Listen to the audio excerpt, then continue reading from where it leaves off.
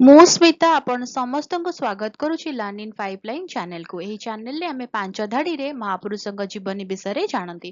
ଯେତେବେଳେ ପାଞ୍ଚ ଧାଡିରେ ଜାଣନ୍ତି ଅଧିକା ଜାଣିବାକୁ ଇଚ୍ଛା ହୁଏ।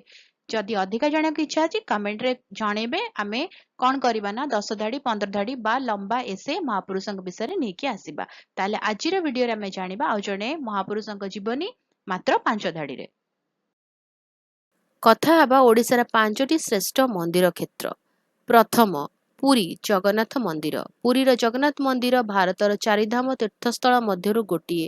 ଏହା ପ୍ରଭୁ ଜଗନ୍ନାଥଙ୍କୁ ସମର୍ପିତ ଏବଂ ମହାନ ରଥଯାତ୍ରା ମହୋତ୍ସବ ପାଇଁ ପ୍ରସିଦ୍ଧ, ଯାହା ପ୍ରତିବର୍ଷ ଲକ୍ଷ ଲକ୍ଷ ଭକ୍ତଙ୍କୁ ଆକର୍ଷିତ କରେ। ଦ୍ୱିତୀୟ, ଭୁବନେଶ୍ୱର ଲିଙ୍ଗରାଜ ମନ୍ଦିର। ଭାରତର ମନ୍ଦିର ନଗରୀ ଭାବରେ ଜଣାଶୁଣା ଭୁବନେଶ୍ୱରରେ ଶହ ଶହ ପ୍ରାଚୀନ ମନ୍ଦିର ଅଛି। ଭଗବାନ ଶିବଙ୍କୁ ସମର୍ପିତ ଲିଙ୍ଗରାଜ ମନ୍ଦିର କଳିଙ୍ଗ ସ୍ଥାପତ୍ୟର ସର୍ବୋତ୍ତମ ଉଦାହରଣ। କୋଣାର୍କ ସୂର୍ଯ୍ୟ ମନ୍ଦିର। ୟୁନେସ୍କୋ ବିଶ୍ୱ ଐତିହାସିକ ସ୍ଥଳ କୋଣାର୍କ ସୂର୍ଯ୍ୟ ମନ୍ଦିର ପଥର ଚକ ଏବଂ ଘୋଡ଼ା ସହିତ ଏକ ବିଶାଳ ରଥ ପରି ଆକୃତିର। ଏହା 13ଶ ଶତାବ୍ଦୀରେ ସୂର୍ଯ୍ୟ ଦେବତାଙ୍କୁ ସମ୍ମାନ ଜଣାଇବା ପାଇଁ ନିର୍ମିତ ହୋଇଥିଲା। ଚତୁର୍ଥ, ସମ୍ବଲପୁର ସମଲେଶ୍ୱରୀ ମନ୍ଦିର। ସମଲେଶ୍ୱରୀ ମନ୍ଦିର ପଶ୍ଚିମ ଓଡ଼ିଶାର ଅଧିଷ୍ଠାତ୍ରୀ ଦେବୀ ସମଲେଶ୍ୱରୀଙ୍କୁ ସମର୍ପିତ। ଏହା ବିଶେଷ ଭାବରେ ନୂଆଖାଇ ଫସଲ ପର୍ବ ସମୟରେ ଚଳଚଞ୍ଚଳ ହୋଇଥାଏ। କଟକ କଟକ ଚଣ୍ଡୀ ମନ୍ଦିର।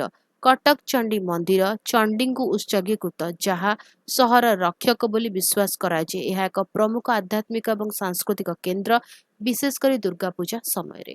ଭିଡ଼ିଓଟି କେମିତି ଲାଗିଲା ମୋତେ କମେଣ୍ଟ କରିକି ଜଣାଇବ। ଯଦି ଭଲ ଲାଗିଲା ଟିକେ ଲାଇକ୍ କରିଦେବ, ଭିଡ଼ିଓକୁ ସେୟାର କର, ଚ୍ୟାନେଲକୁ ସବସ୍କ୍ରାଇବ କରି ବେଲ୍ ଆଇକନ୍ ପ୍ରେସ୍ କରି ଅଲ୍ ନୋଟିଫିକେସନକୁ ଅନ୍ ରଖିଥା। ତାହେଲେ ରହୁଛି ଦେଖା ହବା ଭିଡ଼ିଓରେ। ନମସ୍କାର।